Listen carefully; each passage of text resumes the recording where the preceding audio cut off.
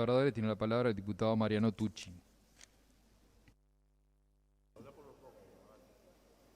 Gracias, presidente. Bueno, estamos estrenando la madrugada del viernes, que no es poca cosa, en la recta final de esta rendición de cuentas. Yo escuchaba a una diputada a la cual tengo mucho aprecio, diputada del oficialismo y mucho respeto, decir hace algunos minutos que los relatos que se generan tratan de dividir y naturalmente que nosotros no estamos de acuerdo con esa manifestación. Estos 4 días de discusión parlamentaria, señor presidente, ha dejado de manifiesto las tensiones naturales que surgen de la confrontación de dos bloques políticos, el del oficialismo y el de la oposición, que impulsan modelos de desarrollo nacional extremadamente distintos. Por lo tanto, estas tensiones son naturales cuando se dan, por supuesto, en el marco del respeto y cuando se confrontan ideas. Y en el análisis del inciso Mides, esta tensión se repite, porque naturalmente que tanto el oficialismo como la oposición tenemos o manifestamos convicciones bien diferentes de la A a la Z de lo que para nosotros deberían ser las políticas sociales en tiempo de emergencia nacional, de esa triple crisis sanitaria, económica y social. Y yo en estos minutos no pretendo centrarme exclusivamente en números, en cifras, en porcentajes, porque creo que los compañeros que han integrado esta comisión en nombre del Frente Amplio lo han hecho de manera excelente y han hecho sus exposiciones con mucho análisis y mucha reflexión. Así que, por lo tanto, nosotros nos vamos a concentrar en los aspectos conceptuales y un poco más generales de esta discusión. Yo quiero referirme a las ideas que están o que se ocultan detrás de los datos, porque siempre detrás de los números, señor presidente, están los representantes políticos con sus convicciones. Como consecuencia de ello, la planificación y la acción al momento de encarar la gestión. Y de alguna manera todos sabemos, nosotros somos lo que nos inspira, pero cuando tenemos la responsabilidad o responsabilidades superiores, entre ellas la del gobierno, también somos el fiel reflejo de las obras que hacemos y de las que no hacemos, lo que construimos y lo que resolvemos destruir. Y en este preciso sentido es que la gente puede decodificar con absoluta claridad las prioridades de los gobiernos. Y nosotros podemos decir que no compartimos en general las políticas del gobierno, pero quien pasa raya, injuzga al final, es la gente. Esto es así. Las políticas públicas, y particularmente las políticas sociales, aquí y en cualquier punto del mundo, fundamentalmente en los campos de la educación, de la salud, la vivienda y la seguridad social, entre otros, trasuntan la sensibilidad de un gobierno para con su gente, señor presidente. Y por supuesto que nosotros no tenemos el patrimonio sobre la sensibilidad, el gobierno tampoco. Y es en ese sentido que concebimos al Mides como columna vertebral y organismo rector de los programas sociales en el país, pero no es el único, no es el único. Y resulta claro que desde el preciso momento en que el gobierno toma posesión, reorienta el sentido de las políticas sociales hacia, yo diría, una constante retracción del gasto público, particularmente y lamentablemente en educación y en vivienda. Y es legítimo, señor presidente, es legítimo y están en todo su derecho, pero no es justo, no es justo. Porque la gente esa que dicen que está en el centro o que son los depositarios centrales de los esfuerzos del gobierno la está pasando mal, la sigue pasando mal. Y esto sucede, además, en un contexto sanitario que más allá de que por el momento está controlado, por suerte, sigue siendo crítico, sobre todo por sus consecuencias. Y por otra parte, además, las acciones emprendidas van todas a contrapelo del mundo, incluso a contrapelo de las grandes potencias, donde se acunó el capitalismo y el liberalismo más salvaje. Mire qué paradoja, señor presidente. Y esto nos conduce a la realidad que viven hoy la mayoría de los trabajadores en este país. Y esto ya lo habíamos advertido con mucha vehemencia en la discusión del presupuesto nacional, y lejos de ser una valoración política, es la simple constatación de la realidad que por otra parte no escapa a nadie de los que aquí estamos sentados, pero que es sufrida en carne propia por aquellos que aquí nos pusieron a los efectos de que sus aspiraciones sean defendidas. Y mire que esas aspiraciones son bien sencillas, presidente. Poder educar a sus hijos, tener un techo sobre su cabeza y un trabajo digno para vivir. Y todo eso está comprometido, presidente. ¿Sabe por qué? Porque el gobierno resolvió guardar plata, decidió ahorrar 600 millones de dólares, mientras los problemas sociales se multiplican, al igual que las angustias de la gente.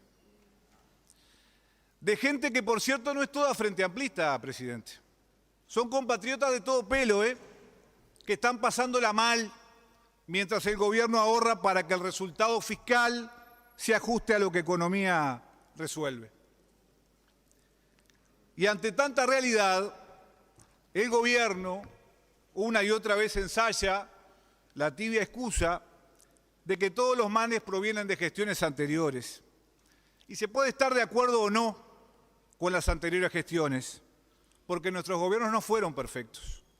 Pero lo que no puede hacerse es no asumir la responsabilidad que la gente les otorgó al gobierno, y permítame decir respetuosamente que la pandemia no es excusa y no lo será nunca para las consecuencias que acarrea un ahorro que tiene a miles de personas sumidas en la pobreza y en el desempleo.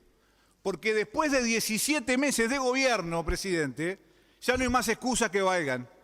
Ahí afuera está la realidad, lo vimos estos días, y la realidad tiene cara de obrero, tiene cara de mujer, tiene cara de niños y de niñas. Y esta tibia actuación, en mi humilde consideración, para tomar medidas con el fin de ponerle coto a la emergencia social, ha generado el enfriamiento de la economía, el aumento del desempleo, la imposición de la carestía como norma, la disminución del poder adquisitivo, la ralentización del mercado, la precarización laboral, el incremento de la pobreza y el etcétera es larguísimo. El gobierno no es responsable de la pandemia, por supuesto que no, pero es el único responsable del día siguiente. Y todo en gran medida por efecto directo, inequívoco e inexcusable de su gestión, que incluye obviamente al Ministerio de Desarrollo Social, porque los impactos en la matriz de bienestar son contundentes y alarmantes, señor presidente. Y ha sido la comunidad la que está pagando y pagará las consecuencias. Esto dicho en clave de análisis más académico, esto es lo que se denomina recomunitizar la provisión de bienestar y el repliegue del Estado en sus funciones básicas de protección social. Voy a decirlo más claro. Este gobierno y el MIDES, como responsables de la elaboración y de la ejecución de las políticas sociales, ha dejado en manos de miles de voluntarios organizados en todo el país, ollas populares de por medio, la respuesta ante el hambre de la gente más humilde. Y cuando se han generado respuestas, porque algunas se han generado en este sentido, han sido tardías, ineficientes e insuficientes. Fíjese, presidente, que el actual ministro asume con el mayor aumento de la pobreza en los últimos 17 años y todavía no sabe cuáles serán las medidas concretas que aplicará su Secretaría de Estado para mitigar ese incremento en el mediano plazo y lo que ello desencadena. Mire, presidente, yo recuerdo haber escuchado al exministro Pablo Bartol decir durante el 2020 que de las situaciones de pobreza y exclusión social se salía con actitud y adiestramiento. Son palabras textuales del exministro Bartol, no las estoy inventando yo. Y todavía me sigo preguntando si la actual conducción de ese ministerio mantiene la misma visión sobre este tema. Y en medio de este panorama, las autoridades del ministerio anunciaron durante el pasado año reestructuras, como decía la diputada Díaz, y revisión de los programas sociales. ¿Y sabe qué, señor presidente? Básicamente hemos asistido al desmantelamiento, cancelación o reformulación en diversas modalidades de varios dispositivos territoriales. Los OCAT, los ETAF, del programa Cercanías y Jóvenes en Red, de la ralentización del Sistema Nacional de Cuidados, de la unificación del PRONADIS con la Secretaría de Cuidados, entre otras tantas cosas. Esto es nada más ni nada menos que la prueba fehaciente de la sujeción de los criterios profesionales y técnicos a las prioridades de reducción del gasto público. Y esta historia la conocemos todos. ¿Sabe cómo termina, presidente? Termina mal. ¿Y quién paga el pato? El pato lo paga la gente. Entonces, ¿han reestructurado el MIDES? No, lo han destrozado. Y permita ser más claro aún, este gobierno se esfuerza por instalar la idea casi obsesiva de refundación nacional, convencido de que todo lo realizado anteriormente es malo, a pesar de los resultados que no lo son, y que debería ser reemplazado por algo nuevo y mejor, aunque los resultados demuestren lo contrario. La novedad del bono infancia, y digámoslo con claridad, de novedoso no tiene nada. Se habla del programa Acceso y otra vez se pretende generar un nuevo dispositivo en base a una larga trayectoria de Igual Trabaja y evaluaciones que son del año 2018.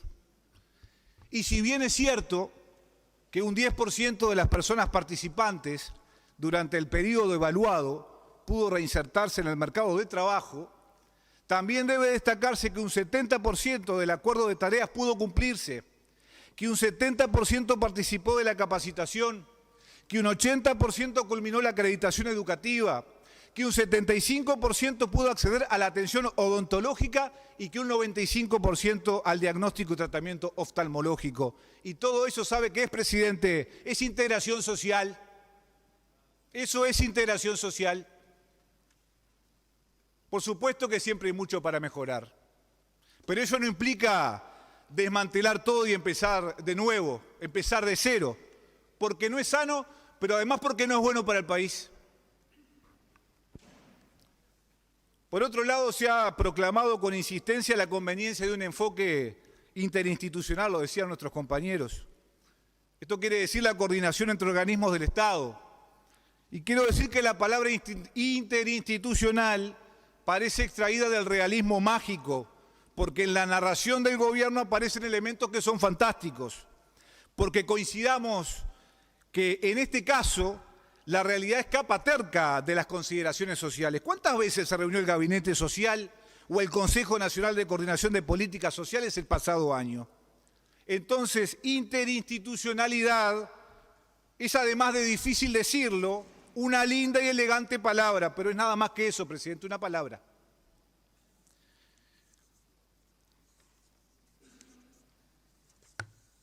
Por último, la renovación de buena parte de la conducción política y ejecutiva del MIDES es ilustrativa, lo decían los compañeros, del fracaso de la gestión del pasado año.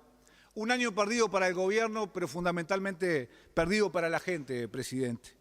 Y no traigo a colación las declaraciones posteriores a la remoción de algunas de las autoridades para no entrar en un debate infértil, pero que todos conocemos. Yo esto lo quiero decir con altísimo respeto. Este gobierno tiene una orientación que yo diría preferente, porque privilegia a los privilegiados bajo el supuesto de que el derrame vendrá por añadidura y la evidencia empírica es perra. Ha desmentido esta tesis que abraza para ocultar sus verdaderas preferencias. Porque es muy claro que con otras políticas públicas, con otras medidas, con otros enfoques, pudieron haberse evitado los duros efectos que buena parte de la gente sigue sufriendo y sufrirá si no cambian la pisada. Para finalizar, quiero decir que la matriz de contención social de la cual el país entero se ha enorgullecido por lo menos desde principios del siglo XX, donde el Estado una vez sí y otra también aparecía o se comportaba como el poncho de los pobres, donde los más humildes eran el desvelo de aquellas generaciones de ciudadanos y de ciudadanas que se esforzaban por mejorar las capacidades del Estado con el propósito de contener los efectos negativos que las coyunturas presentaban, se está desmantelando. Porque hoy, a caballo de un gobierno distante, con quienes se han visto vulnerados en sus derechos más básicos por el desastre provocado por la pandemia, se mira para el costado y se deja por el camino la historia más rica de una república construida sobre los cimientos del honor que constituye consagrar la vida al servicio público y desde el trabajar para el regocijo abajo. El problema no radica en la gestión del exministro Bartol. El problema no radica en la gestión del ministro Lema, presidente. El problema radica en la concepción que este gobierno tiene sobre las políticas sociales y sus destinatarios. Muchas gracias. Muy bien, señor diputado.